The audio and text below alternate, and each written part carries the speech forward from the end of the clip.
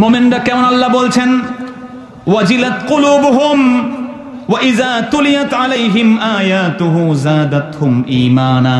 মুমিন হলো তারা যাদের কাছে কোরআন তেলাওয়াত করলে তাদের হৃদয়ের ভিতরে ঈমানের বৃদ্ধি এসে যায়।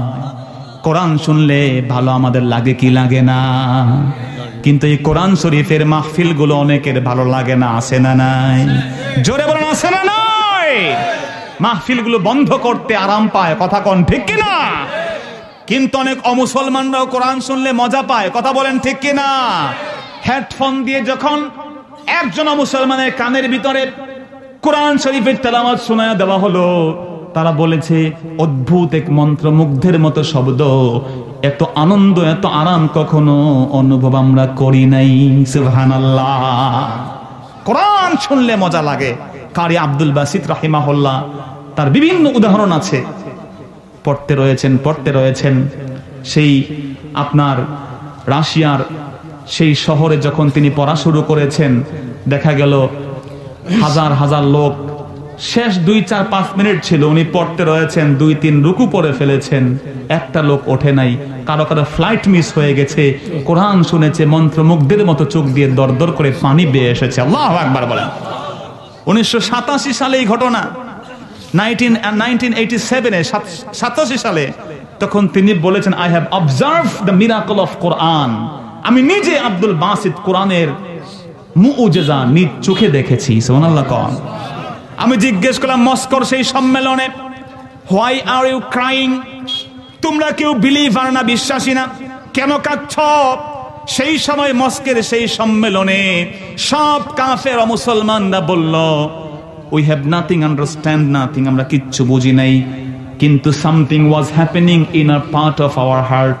কিন্তু আব্দুল বাসিত, মুসলমান ভাই শোনো, তুমি যখন কোরআন তেলাওয়াত করছিলে, তাহা মা আনজালনা আলাইকাল কোরআনা লিতাশকা, হযরত ওমর যেইভাবে অস্ত্র ফেলে দিয়েছিলেন, হযরত ওমর যেই তরবারি নিয়ে আল্লাহর নবীর বিরুদ্ধে গেছেন, এই তাহার তেলাওয়াত শুনে হাত থেকে অস্ত্র পড়ে গেছে, ঈমান নসিব হয়ে গেছে।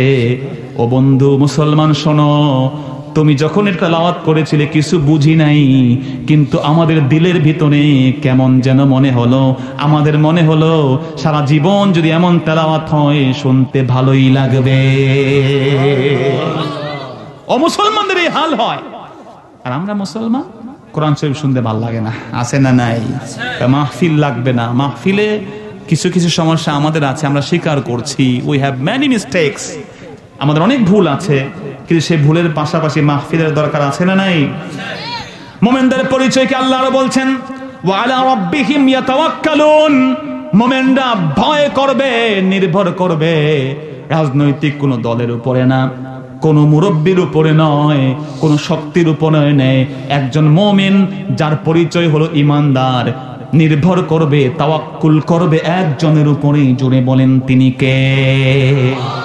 সে হকের বাণী বলে যাবে, কে তার ব্যাকআপ আছে, কে তাকে বাঁচাবে, কে তাকে ধরবে, কে তাকে জেল থেকে ছুটাবে, ওই চিন্তা সে করবে না।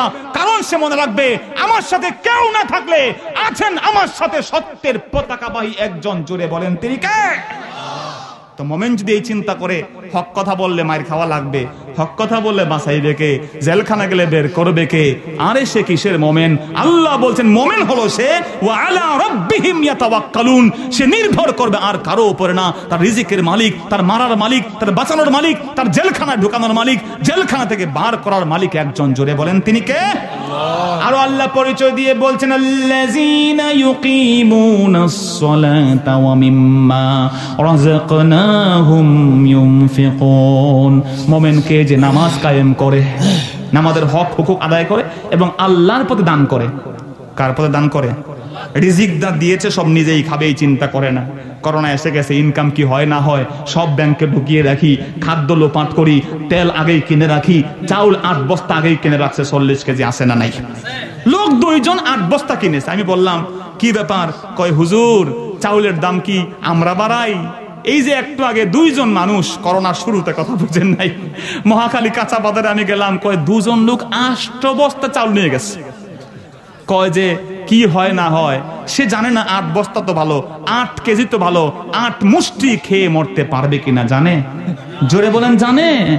এই হচ্ছে আমরা নির্ভর করি চাউলের বস্তার উপরে, কথা কোন ঠিক কিনা? একটু দান করতে রাজি না, দান করলে সেলফি তোলে, এই যে অমুক ভাইকে দান করলাম, আছে না নাই? মধ্যবিত্ত শ্রেণী যারা আছে এরা লজ্জায় দান নেয় না। তোমার তো প্রশ্ন তুমি নিজেকে করো, আমি আপনাকে প্রশ্ন করি, আমার কোনো দান কি আছে গোপনে? এজন্য কবি বলেছেন হাল্লাকা সিররুন ইনদাল্লাহ বাইনাকা আনতা ওয়া বাইনাল্লাহ হাল্লাকা সাদাকাতুন তাখফা লা ইয়ালামুহা ইল্লাল্লাহ। আল্লাহু আকবার বলে। হাল্লাকা সিররুন ইনদাল্লাহ, তোমার কি কোনো গোপন দান আছে? তোমার গোপন কিছু আসেনি?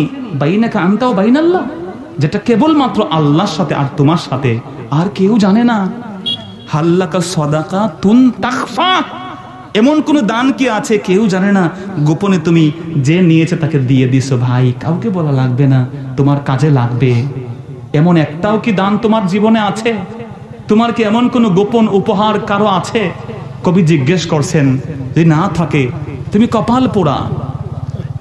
কিসাসুন লা তুকশাফু ইল্লা বিকিতাবিকা হিনা তারাল্লাহ মা আহরাকা বিহাযা আন ইয়াকবুরা কাদরুকা ইনদাল্লাহ।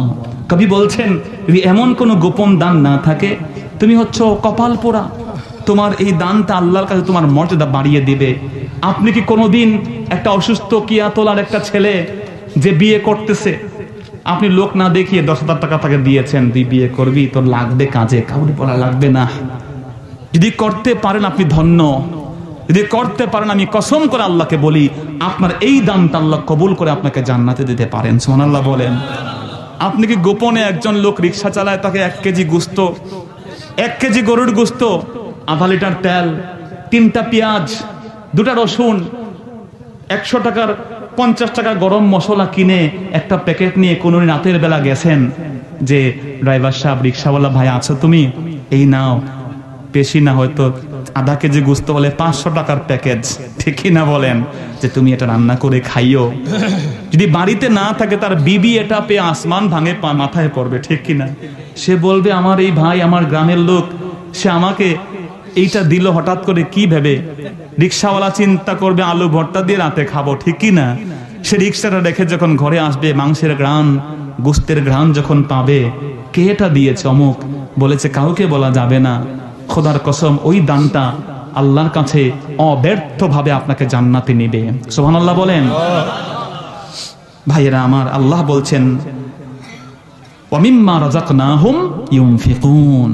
এজন্য কবি বলছেন হাল্লাকা সিররুন ইনদাল্লাহ, কোন একটা দান কি আছে?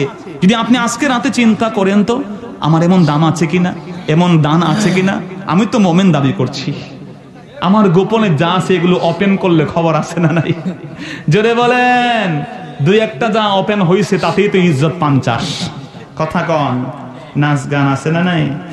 উলাইকা হুমুল, আল্লাহ বলছেন উলাইকা হুমুল মুমিনুনা হাক্কা, যারা এই কাজ করতে পেরেছে এরাই প্রকৃত রিয়েল বিলিভার, বিশ্বাসী। আরো অনেক কথা আছে, আমি সময় বাড়াবো না। আর অনেকগুলো গুণাগুণ সূরাতুল মুমিনিনে আছে, আছে না নাই? মুমিনরা কারা? যারা নামাজ পড়ে, আমানতের হেফাজত করে, লজ্জাস্থানকে ঢেকে রাখে। তো এই গুণাগুণ বলতে কয়েক রাত দরকার। আমরা যতটুকু শুনলাম এর উপরে আমল করার তৌফিক আল্লাহ পাক আমাদেরকে দান করুন। চলে বলেন আমিন। আল্লাহ রাব্বুল আলামিন আমাদেরকে এই বুঝ দান করুন। অনেকে বলে ওয়াজ করে কি হবে, রাস্তাঘাট নির্মাণ করো। ভালো কথাই তো, রাস্তাঘাটও নির্মাণ হতে হবে, কোনটার সাথে সাংঘর্ষিক না। কথা বুঝতে পেরেছেন? কথা বোঝেন নাই? অনেক ভাইয়েরা খুব চালাক, এরা বলে পীর সাহেবের কাছে যে কি হবে, তোমার ঘরেই তো বড় পীর বসে আছে, তোমার আব্বা আম্মা ওনারা বড় পীর, ঠিক কিনা বলেন? তো ভাইয়েরা আমি আপনাকে বলি, তুলনামূলক আলোচনা কখনো উচিত না। একটাকে আরেকটার সাথে সাংঘর্ষিক কেন বানান? রাস্তাঘাট নির্মাণ করা কি ওয়াজের সাথে সাংঘর্ষিক? কথা বলেন না। রাস্তাঘাট বানালে কি হুজুররা ওয়াজ করতে আসবে না? রাস্তাঘাট ভালো বানালে তো বলতে পারবো হুজুর রাস্তা একেবারে পালিশ, ঠিক কিনা? কিন্তু আপনারা যেমন পালিশ বলেন, আমাদের ড্রাইভাররা তো মনে মনে না হলেও কি বলে, মুখে না বললেও মনে মনে গাইলায়, ঠিক কিনা? তো ওয়াজ আর রাস্তাঘাট নির্মাণ কি সাংঘর্ষিক? কথা বুঝেন নাই? বিবিকে ভালোবাসা, মাকে শ্রদ্ধা করা, দুটোই লাগবে। কথা বুঝেন আমার? অনেক চালাক ভাইয়েরা আছেন, তারা বলেন যে বিবি আলাদা মা আলাদা। বিবি তো বিবি হিসেবে ভালোবাসা পাবে, আর মা এজ এ মাদার সম্মান পাবে। কিন্তু এই ভাইয়েরা আবার পীর এবং বাবাকে সাংঘর্ষিক বানায় আলায়। কথা বুঝেন নাই?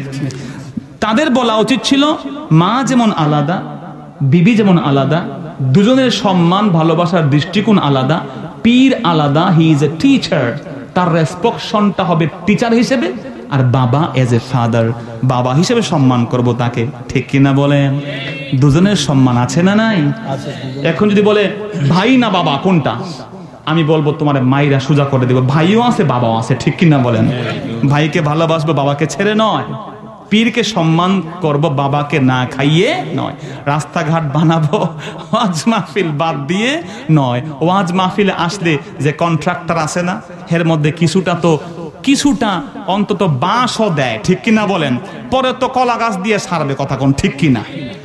ভাইরা অন্তত কথা শুনলে কাজ হয়। আল্লাহ বলছেন ফাযাক্কির ফাইন্না যিকরা তানফাউল মুমিনিন, ওয়াজ করো, স্মরণ করিয়ে দাও, স্মরণ করাইলে মুমিনের উপকার হয়।